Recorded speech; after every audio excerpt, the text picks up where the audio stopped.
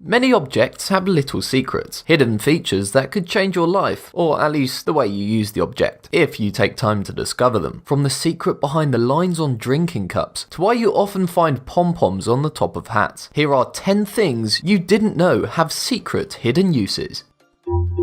Amazing! Number 10. Pom-poms on hats. Pom-poms in any situation are surely the height of frivolity. Who invented the pom-pom, and why weren't they doing something better with their time? Fluffy balls for pretty girls to wiggle about at American sport events are well and good, but they're not the kind of thing you'd pack if you were about to be dispatched to a desert island. Or are they? One of the most interesting places pom-poms appear is on the top of winter hats. A ludicrous function for a ludicrous object, you think? Think again. Pom-poms on the top of hats used to be worn by sailors to protect themselves when working below decks, where bumping your head on low ceilings and jutting beams was a common hazard. Anyone tall can tell you about this, how easy it is to simply stand to your full height and whack your head against a door frame. That pom-pom is there for some cushioning and protection. If you're heading to a desert island, pack a pom-pom hat. You'll need it for the boat journey. Number 9. That little button on the bottom of your rearview mirror. Rearview mirrors are a classic example of the kind of object we take for granted. How many times did your driving instructor yell at you to check your rearview mirrors during your lessons? Let's be honest, it was his or her primary function. But have you ever checked that mirror thoroughly? For example, that button on the bottom of the mirror. What does it do? It does perform a vital function, but one you'd never discover simply by pressing it. Ever been driving along at night and found yourself blinded by the lights of trailing cars pinging off your rearview mirror into your eyes? That little button at the bottom of the mirror switches it into night mode with a dimmer reflection that reduces the glare of car lights. The pain you could have saved your retinas had you known. Now you do. Number 8. Pipe cleaners. The pipe cleaner is now renowned as an essential arts and crafts tool. You likely played around with them when you were young, to create all kinds of artistic stuff for crafts projects. They can be twisted together to make some awesome designs, and they're popular throughout the world, particularly in Japan where the craft is known as mogul art. But these craft pipe cleaners have a surprising history. I mean, it is kind of in the name.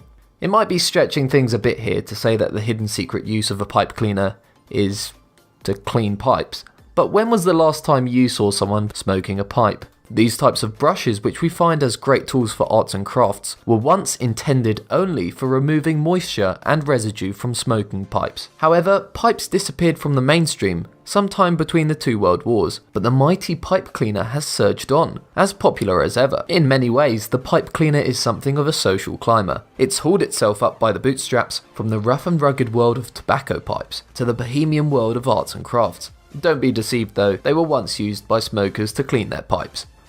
Number 7. Patches that aren't for patching. Ever wondered what those loose little patches of fabric that come with your expensive new jeans or designer top are for? Perhaps it seems too obvious to waste your time on. They're there so you can patch the garment when wear and tear takes hold, right? Wrong. For one thing, as if you have the organisational skills to keep that little tiny patch of clothing safe until you need it for months or years later. Even if, by some minor miracle, you did locate the right patch. Could you sew it on without making it look like the work of a 7-year-old let loose on a sewing machine? Clothing companies are fully aware of your incompetence, and the true purpose of that patch is so that you can test out various laundry detergents on a safe area of fabric, so that if a product is unsuitable, it only ruins the patch rather than your ultra expensive clothes. It all makes sense now. Number 6. The black dots at the edge of car windscreens.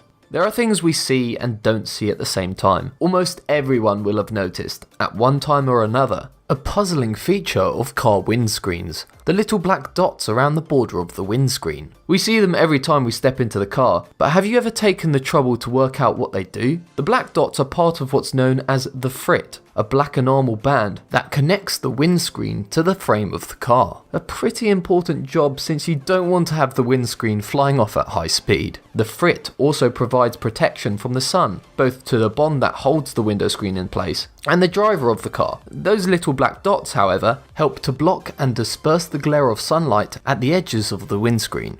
But why are they dots, you might say? Why not just have a solid black line? It's mostly cosmetic. The dots allow for a smoother transition from the solidity of the frit to the transparency of the window. Neat stuff. Number 5. Coins with ridges around the edges. Here's another feature we encounter almost every day and barely notice: the ridged edges of coins. What are they for? Why aren't coins just round and smooth? The answer is a tribute to the ingenuity of criminals and those who set out to foil them. Back when coins were made from real silver and gold, intrepid souls looking to make some extra cash used to file down the edges of the coins, collecting the shavings and selling them on, literally turning money into money. The spoil sports at the US Mint put an end to this in 1792 by introducing ridged edges, since these would make it obvious if a coin had been tampered with. Why, though, does the practice continue nowadays when coins aren't even made from precious metals? The ridges still help to deter counterfeiting, since anything that makes the design of a coin more complex makes it tougher to clone, and it turns out that the ridges are also useful to the visually impaired. They provide extra texture to the edges of coins that help you tell, by feel, which coin you're holding. Number 4. Silica gel packets.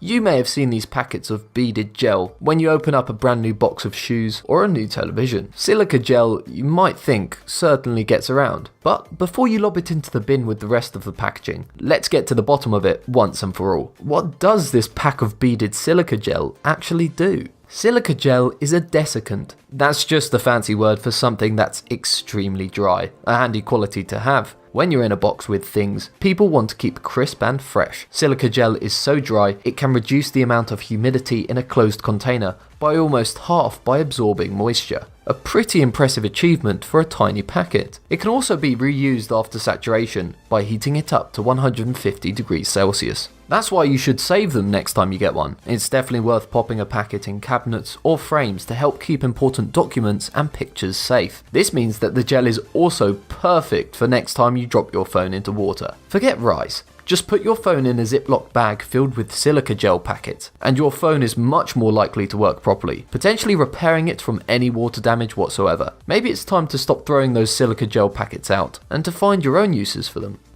Number 3. Brown beer bottles.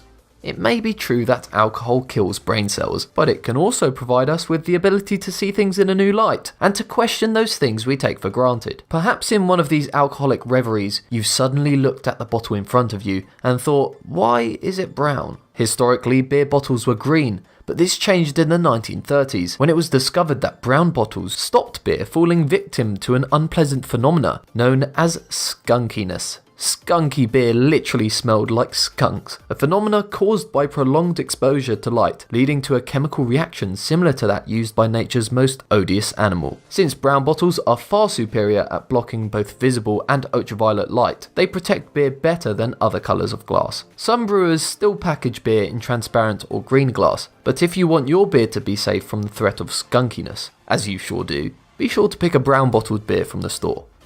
Number 2. The little bumps in your car tyres. This is one for the truly eagle-eyed. If you look at your car tyre, you'll notice that the smooth rubber in between each thread has awkward little plastic bumps sticking up at intervals. The bumps look like the product of lazy manufacturing, like bits of excess rubber that weren't smoothed off, but actually perform a crucial function. The bumps mark the minimum legal safe height for your tyre thread. If the thread is higher than the bumps, you're in the clear. If the thread is worn down to the point where it's the same height as the bumps, your tyres are no longer roadworthy and need to be replaced. They'll save you getting a 20p piece or a ruler out to measure. Number 1. Drinking cup lines are there as measurements. Solo cups are a symbol of freedom, specifically the freedom to drink too much keg beer at college parties before passing out and waking up in a hedge wearing someone else's hat and no trousers. Did you know, however, that it could have all been so different if only you'd known the true meaning of the lines on the cups? The lines that circle solo cups at various heights aren't simply there to help you grip them, though nothing fits in the hand like a solo cup. They actually act as measurements for certain types of alcohol. The bottom line marks the height of 1 ounce of spirit, a standard shot amount. The higher line marks out 5 ounces, a recommendation for a standard glass of wine. And one of the top lines shows the height to fill the cup to give yourself 12 ounces of beer. Solo actually responded to this, saying that, although the lines on our Solo cups match up pretty closely with common liquid measurements, they aren't meant for that. It does seem awfully coincidental, however. Perhaps they just said this to avoid any public encouragement of alcohol consumption. Conspiracy theorists, feel free to theorise.